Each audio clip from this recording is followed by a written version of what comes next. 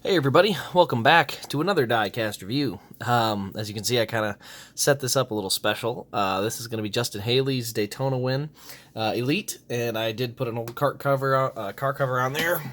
Doesn't come with it, unfortunately. I put that on just for fun. I think it's perfect. So, anyway, let's get on to the diecast. So it does come with this winner card here. If you haven't noticed, by the way, I'm recording differently, so we're going to try something out here. I'm recording in full HD 60 frames per second instead of 4K 30 frames per second. So we're going to see how this works. I think it's going to look better. I mean, unless you have a 4K monitor, you're not going to notice the difference, and I think the frame rate's going to be better anyway. So we're going to give it a try, and let me know your thoughts in the comments down below so I can pick my camera mode a little bit better. That'll definitely help me as far as making sure that I have a very consistent video and that everything is a little bit easier to kind of keep straight. But anyway, time of the race was 2 hours and 14 minutes, real short because it rained out. Started 34th, 127 laps. Number of cautions 6 for 25 laps, 14 liters. He led 1 lap and he ended up under caution. Haley becomes first-time winner at Daytona. This might be the biggest joke of a win I've ever seen, and I will explain.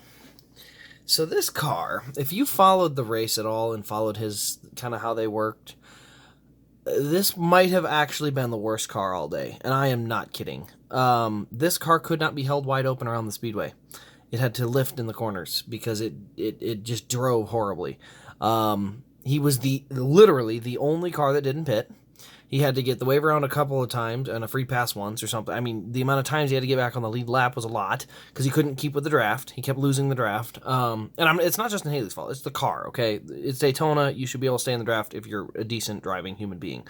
So it wasn't Justin Haley's fault. I'm not even mad. It's just Justin Haley was not the cause of this. It was the car.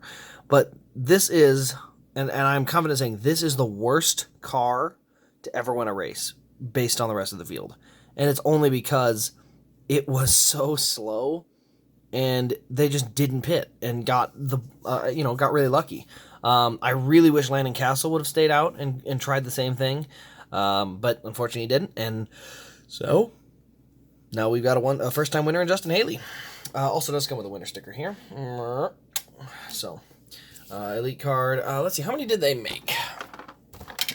Made 303 of the Elites. 303. Wow.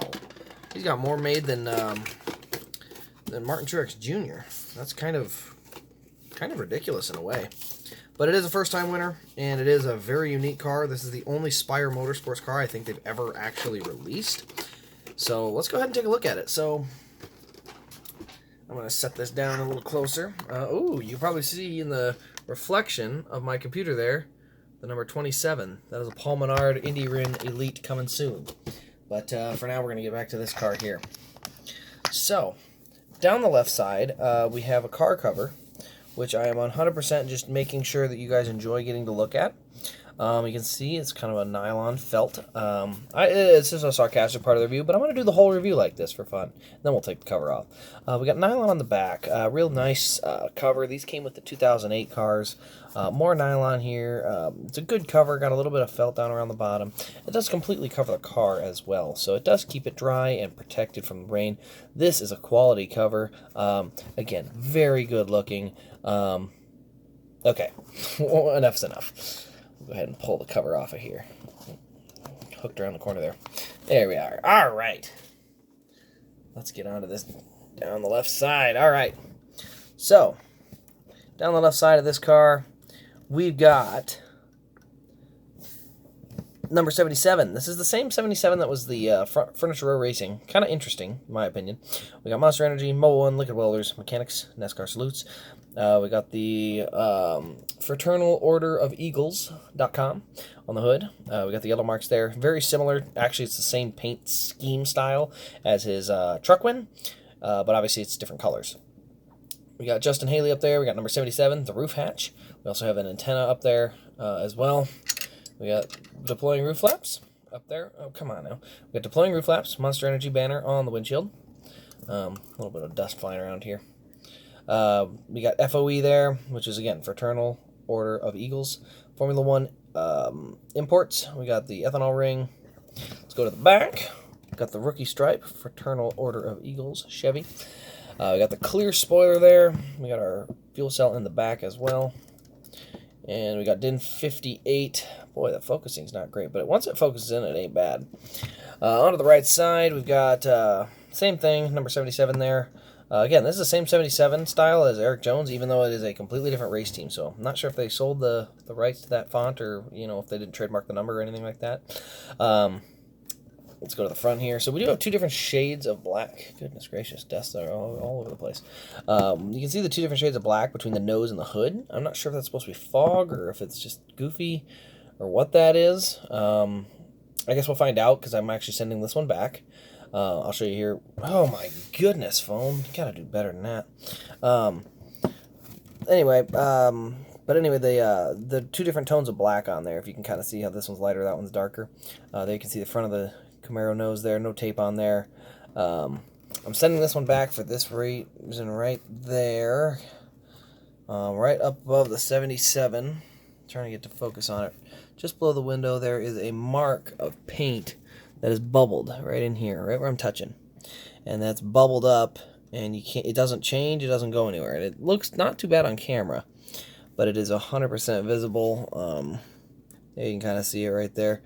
And if it wasn't bubbling up the decal on the number, I wouldn't have too big of an issue with it, but I already know that number's going to start flaking, and so I'm sending it back and getting a clean one. There you can see the rear windows. They got the decaling around the window for what should be the rest of the window. That's the actual window, and then this is what the physical window on the race car is around there with the rivets. But again, on the front end we had that. Let's take a look under the hood at our Chevy Camaro ZL1 engine. We are changing Camaro styles going into 2020 here. So there's our engine detail inside. Still looking good, better than the ARCs, but that's up to the buyer there. So other things about this car that I really like is we've got really good cab detail, and then of course we've got the good detail underneath, DIN 58 there, and then obviously you have the rest of the chassis details. Oh, come on now. Let's see if it'll focus. There, it focused in. But there you can see all the details underneath there. So once again, a very, very nice diecast. Definitely a cool one. Justin Haley car, to get a first win like this, kind of a unique, it's kind of a unique car to have. Spire Motorsports and all. So definitely going to be a cool one that I'll hopefully take to an Xfinity race and get signed at some point. But I'm not sure when that'll be. So let me know your thoughts on how we won that race, and definitely let me know on the video if you liked what you've seen out of that. I said this one's getting sent back. I hope to get another one in. I've seen it like an exchange on it because of that marking, and then we'll see about that hood. But let me know if your hood has that as well, and if you've had any defects, kind of Lionel defects I've seen a lot of recently, unfortunately. So that'll pretty much wrap it up for me. Thank you all for watching. I really appreciate it, and we'll see you all in the next Diecast review.